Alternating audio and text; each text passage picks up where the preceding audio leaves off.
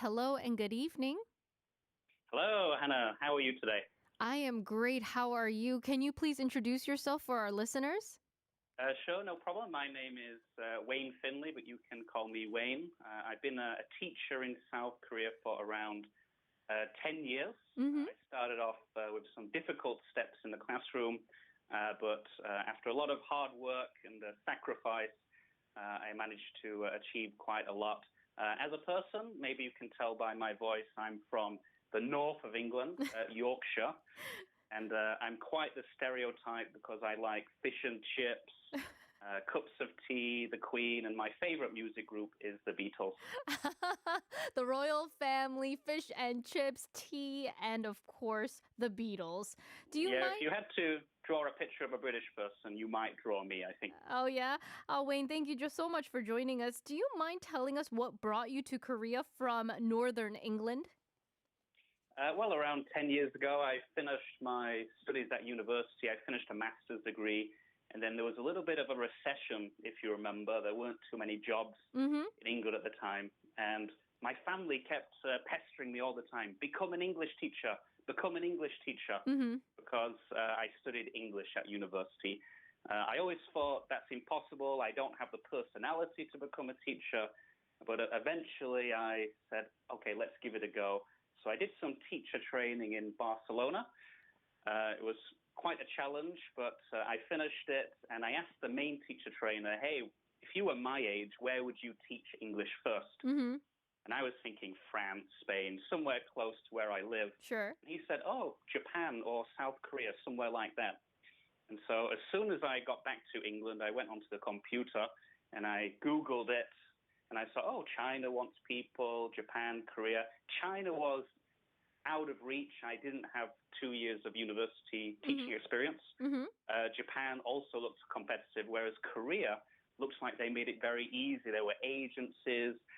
They made it easy. They set up the flights, the hotel. They got you an apartment. And so the only thing I knew about South Korea was the soccer team from the 2002 World Cup. Mm. But then I bought one of those travel guides from the library. I got one out, and the South Korea looked really interesting. I tried to go to Jeju first Mm-hmm. because it was described as the Hawaii of Korea, Mm-hmm. but that was impossible. And eventually, I accepted a position from the agency in Seoul at a Hagwon. Wow. Do you regret it? No, right? You've loved every moment of it, I'm No, I have. assuming. I have. No, I'm joking. I really love it. Actually, it's been a very long journey over the last 10 years. I've done a lot of different things. So Mm. where I started and where I am now, I couldn't be happier. Where are you based right now? Where do you teach right now? Right now, I teach at Korea Polytechnic University. If they're listening, it's a great place to work. That's true as well. Mm-hmm. And I currently live in Gunpo, near Sanbon Station. Oh, okay, okay. So how do you think your students view you as a teacher? Do they think you're fun? Do they think you're boring? Well, if you go back 10 years, when I first came into the classroom, absolutely I was viewed as a boring teacher. Why? Um, Why did they say that? I think remember I said I didn't think I had the personality, and for Oh, the yeah, first yeah. maybe Mm-hmm. couple of months, I was right. I spoke with a monotone voice. I didn't try to connect to the students. I didn't really know what I was doing. I did the teacher training. I could create a lesson plan. Mm-hmm, But mm-hmm. in the classroom, I didn't have that personal touch that you need. And I even got a talking to from the Hogwan, like, hey, you're a boring teacher. If this continues, we're going to have a big problem. How did you become a fun But teacher then? a fun teacher, I think, because I was a very shy person growing Mm-hmm. up all through childhood, and that's why I thought, I can't be a teacher. That's too difficult. I had to learn to let go, and I had to just learn to connect to the students, not overthink things, not think I can't do it. And so I got a book, how to change my voice, how to make it interesting. And the biggest thing I learned is that to not really to become a fun teacher, but what you want is fun classes.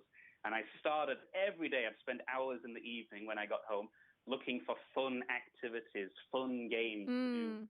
with the students. And so I would say the big transition was not from a boring teacher to a fun teacher. It would Yeah. be from a boring class to a fun class. And I think that's the Oh. big difference. Now, I understand, Wayne, that you once delivered a TED Talk. Wow, that's remarkable. When did you give that talk and what was the topic about? Well, about 2 years ago, I was teaching at a university in Daejeon, and there was an advertisement. Hey, we're looking for people to do TED Talks or TEDx. I thought that was only in America. I thought, wow, a Yeah. TED Talk. And so I thought, oh, what? Well, I've done a lot of presentations. I do a lot of presentations in Korea, TESOL, and different places. So I thought, oh, I'll give it a go. I've got nothing to lose. If I get accepted, that would be something incredible. So I went to the audition, and to be honest, it wasn't a great first audition. I really messed it up. For the first time ever, I tried to memorize the whole script, a 20-minute script. Oof. And that was the That's first time I hard. ever tried it, but I thought, TED Talk, go big or go home. Yes. I nearly went home. Thankfully, it didn't happen. Right. So I was 10 minutes into it, and then I saw because it was like an American Idol audition with 4 judges. Yeah, they're just saw- looking at you, I right? saw, Yeah. I saw one of the judges turn his head, and for whatever reason, because I'm so used to interacting with the audience in Yeah. the presentation, it completely threw me off.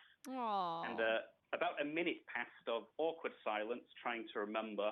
Felt like, a lifetime when I was standing up there. But I managed to get back on track, and the judges gave me, another chance. And then I had to pass through 2 more auditions. Mhm. Finally, I was on the stage. And I talked about the perils of working too much, a poor work-life balance. Oh, wow. Work-life balance. How have you been doing your work-life balance then? Well, if you watch the TED Talk, not very well. So in the TED Talk, it was a story about when I was teaching at my university, Yes. and there was a lot of overtime opportunities. Really, you could teach a lot of extra classes. Mhm. And me and my personality, if I get an opportunity, okay, I'll do it all. I'll do everything. Sure. So I would get up at 9 a.m. and I wouldn't get home till 10 p.m., almost 5 days a week, Mm. just non-stop teaching. And my message was, okay, you might be ambitious, you might want to work hard and achieve great things, but if you don't set that balance between work and free time, actually you're going to be worse off. Studies show productivity goes down. Yeah. You make more mistakes. Right. You lose motivation. You burn out. So you burn out. That's happened before. I did a presentation on that as well. Yes. And so it was all about getting that work-life balance. And if I did it again now, 2 years later, I would also add, find a job you really like doing. So I work a lot now. I'm always busy. But the difference between now and maybe a few years ago, I really focus on things I have a passion for. Right. So I might get a little bit burnt out, but not too much, because I really enjoy the work.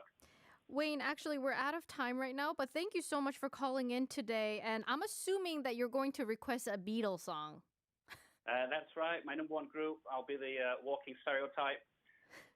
So I request Beatles in my life, because as an English teacher, we miss out on a lot of events from home. Yes. And this song always reminds me of home. All right. Thank you, Wayne, for joining us, and have a wonderful weekend. Thank you. Thank you for letting me on the show. Have a great weekend.